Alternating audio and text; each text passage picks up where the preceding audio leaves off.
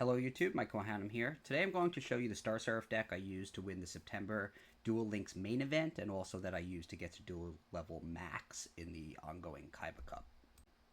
There's nothing really special about this deck, but I'm going to use this video to serve as a guide to playing the deck so that if you're interested in playing it, you'll know all the moves the deck can make, what the cards are in the deck for, and some of the best strategies to use with the deck. If you like this kind of content, please take a moment to like this video on YouTube and subscribe to my channel. As a quick caution, I don't know how much longer this deck is going to exist in its present form. I expect either the Forbidden and Limited list to hit it pretty soon or the skill to get weakened. Possibly as soon as next week, right after the Kaiba Cup is finished, because that's typically when the major updates are added to the Forbidden and Limited list. But it is a really strong deck right now, and if you're just curious about how it works and the moves it can make, this video is for you. The big thing that makes the deck so strong is the Baryon Battle Morph, the Baryon's White Shield skill. This restricts you to only summoning Star Seraph monsters other than from the extra deck, but it's not going to stop you from setting something like an Effect Veiler that isn't a Star Seraph monster, and then using the other part of the skill to trade that monster in for a Star Seraph monster in your deck. So the first part of the skill is a drawback. Now the second and third parts of the skill can each be used once per turn, which is insane because it creates somewhat of an inevitability for the deck, where as the duel drags on, even against decks that have a better grind game, this deck keeps up with them and can outlast a lot of decks. The second part of the skill, which is a once per turn skill, lets you play a Star Seraph monster from your hand to play a Star Seraph monster from your deck, both set to the field face down. You're allowed to immediately flip summon them so that you can use them in an Xyz summon. This nets you a card, plus gets you 2 monsters on the field without using a summon.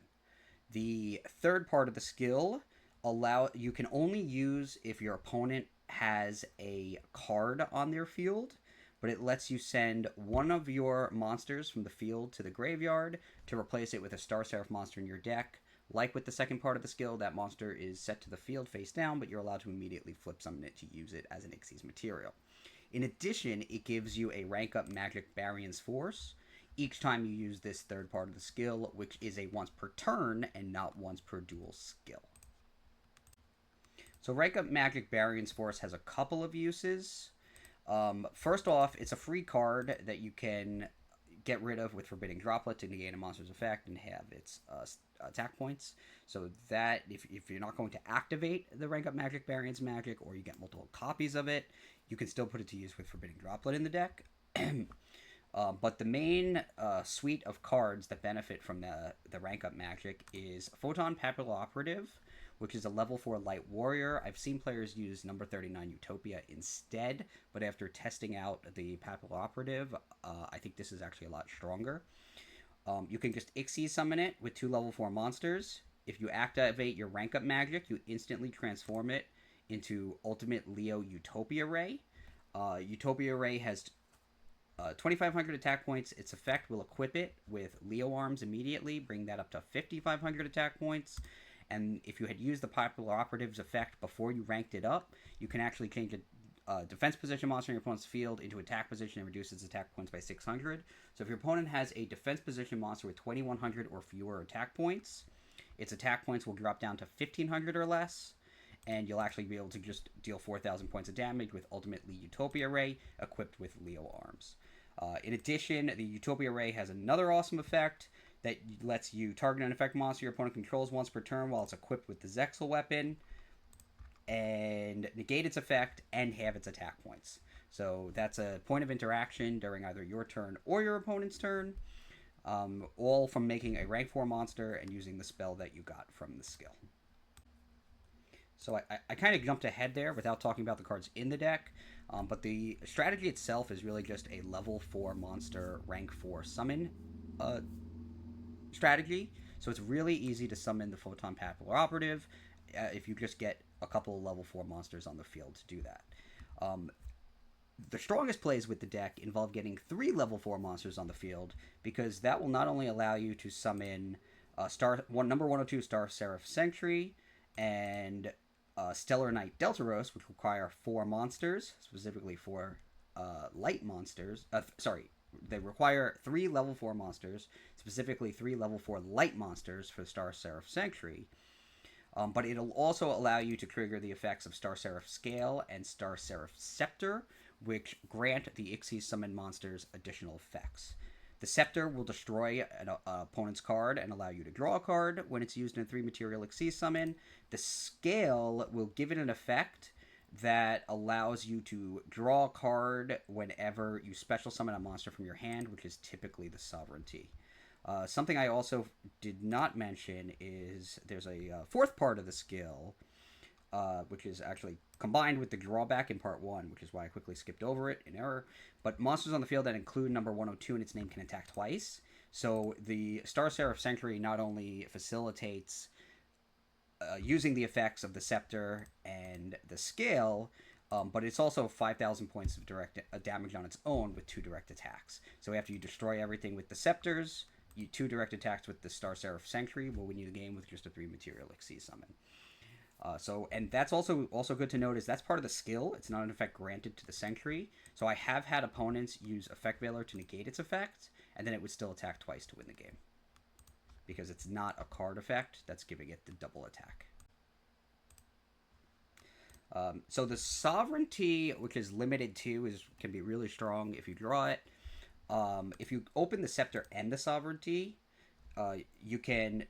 Let's talk about what they do first. The Scepter, when it's summoned, either normal or special summoned, you get to add a Star Seraph monster from your deck to your hand.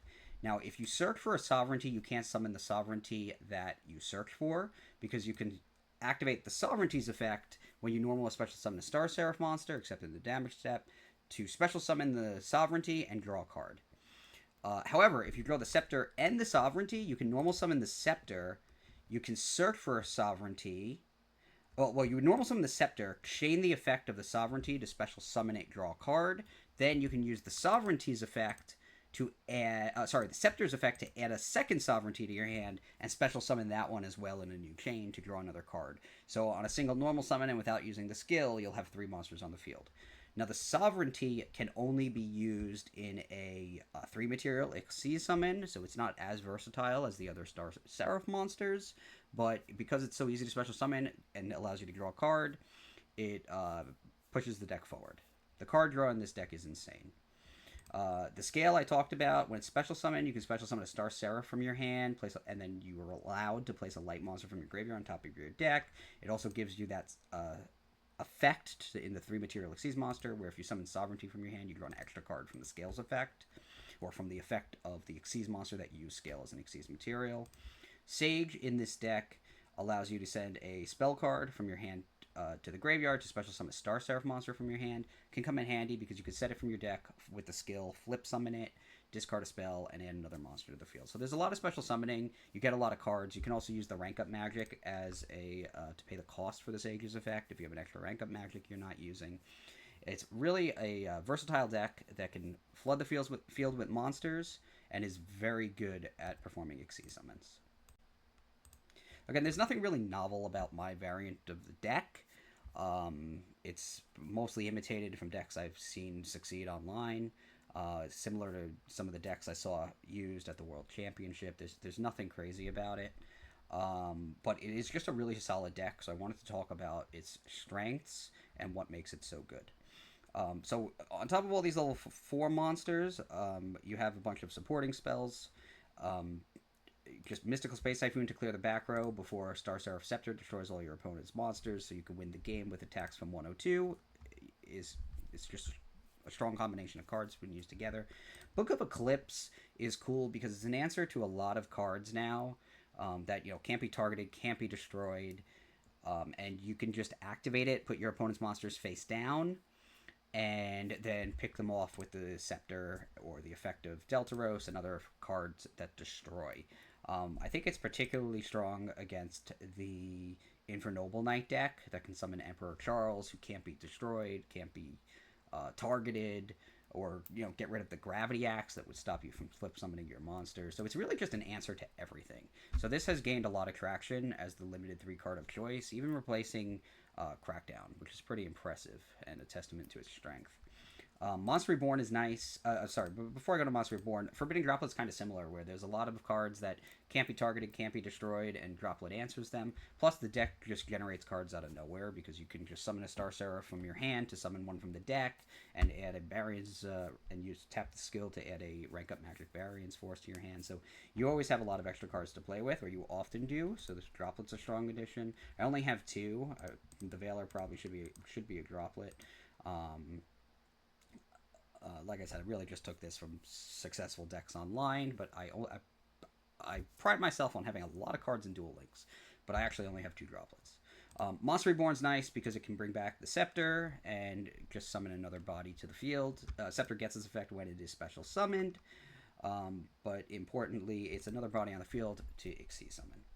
Going through the rest of the monsters in the extra deck, Evil Swarm Exciton Knight has an effect that lets you clear the field if your opponent has more cards than you. It only needs 2 level 4 monsters to Xyz summon it, so it's a pretty good equalizer.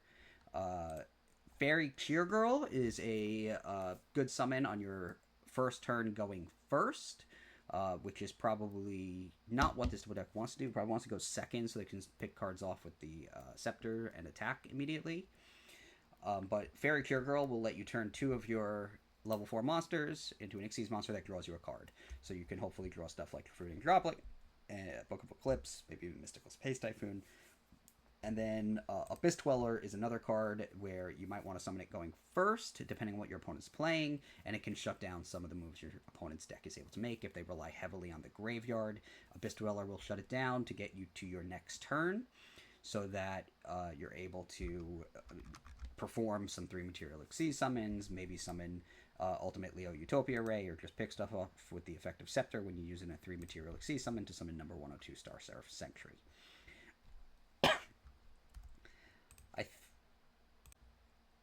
I think the only thing I didn't talk about yet is Drill Driver Vespanado. I like this card because it lets you just rank up one of your level 4s into... rank up one of your rank 4s into this rank 5 Xyz monster that does piercing damage. So it's a big upgrade for a Fairy Cure Girl, especially if it has no Xyz materials remaining. And if it's destroyed, which comes up once in a while, you get to target a level 5 or lower monster in your graveyard and special summon it. I see a lot of people playing Nightmare Phoenix over Vespanado. I like Vespanado better, just because I understand Nightmare Phoenix is good for clearing the back row, but the deck doesn't really struggle with getting monsters off their field if they want to do that, because they have the skill. Like, let's say you get Floodgate Trap Hold or something, you use the skill to send the monster off the field and replace it. And I feel like Vespanado just comes up a lot. And more often than not, when I want to use 2 materials, I would prefer to Xyz summon. But I understand Nightmare Phoenix as well, and there's really nothing else to cut from this extra deck. So it's either the Vespanado or the Nightmare Phoenix. So if you're playing the Nightmare Phoenix, you're probably going to have to cut the Vespanado. Like I said, I use this deck to pretty easily get to Duelist level max earlier in the week. I think it's really strong, which does not bode well for it with the Forbidden Unlimited list or a skill nerf, but I did save a replay of the finals, which I will show you. This is the Duel Links main event, so this is an official Konami tournament with actually awesome prizes, including a mat for the entire top 4. I will say, as a disclaimer, this was a very non-competitive event, especially in proportion to how great the prizes were. You get a full set of dual chips, a phone charger, I think it's like a Zexal key. There's a ton of prizes. Game mats. It's crazy how good the prizes are, but it did not attract highly competitive players. So I think I was actually the only real meta deck in the tournament. But I will show you the final match so you can see what this deck is able to do. I played him earlier in the tournament as well, and I did win 2-0 both times, although I won a lot quicker in the finals. But it's a good display of the strength of the deck. So if you want to be a competitive Duel Links player, you want to compete for Good prizes, great prizes. You should definitely play in the upcoming Duel Links main events. I would definitely recommend it. I think it was $18 to enter, and you get 4 booster packs just for entering. It's online. You don't have to leave the house. I think the whole tournament was under 2 hours this time, just because of how small it was. But I got lucky in this match because I was able to go second both games because it just depends on the coin flip. In the previous match, I was forced to go first sometimes. I think maybe one of the two games or both of the two games. But he's starting with Evil Swarm Nightmare. Just another card that, Forbidden Droplet and Book of Eclipse are really good against. I drew the Scepter. Um, Normal summoned it. Didn't summon the Sovereignty because I wanted to have the 2 spaces on the field for the skill. Flip summoned everything. Made a 3 material Xyz summon after using the droplet to negate the effect of the Evil Swarm Nightmare so that it couldn't return the Star Seraph Sentry to my hand. And then, since I summoned a Star Seraph, I was able to special summon the Sovereignty to draw a card. Then I was able to also draw from the Scales effect. I drew a Sage, so I was able to special summon that and draw from the Scales effect. And just 2 attacks from number 102 ended the game. So that was a first turn win going second, and that was the first duel of the finals. Maybe the second duel, but it was one of the 2 duels in the match.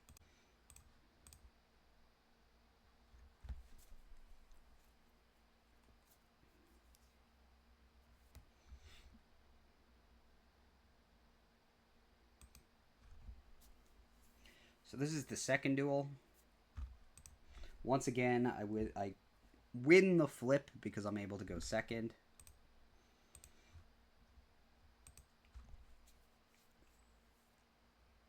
There is a side deck in this tournament, so I did actually side in a Pot of Avarice based on the results of my earlier match against him that ended up being really grindy, and I almost ran out of cards in the extra deck. So I thought 1 Pot of Avarice, which was in my side deck, would be a good choice. But again, he summons the Nightmare to try to stop my Xyz summon monsters, and I draw a Book of Eclipse, use it to put the Nightmare face down, use the skill, put to get 2 monsters from my deck, summon the Sovereignty. I use my skill to send the Sovereignty to the graveyard and summon the Scale instead. That gets me a free card. I wanted to get the extra monster in the graveyard in case I needed to use that Pot of Avarice later, if you had a Kiteroid or something. But I used a 3 material Xyz summon. Scepter's effect destroys his monster. And then 2 attacks from 102 finished him off as well. I actually drew the second card I sided in also. I only sided in 2 cards, and that was a Shadow Imprisoning Mirror, which the deck really uses no dark monsters because the Star Seraphs were all light. So if you have a side deck, you can include that in it, and it can potentially shut down some decks. So yeah, that was the finals of the September Duel Links main event.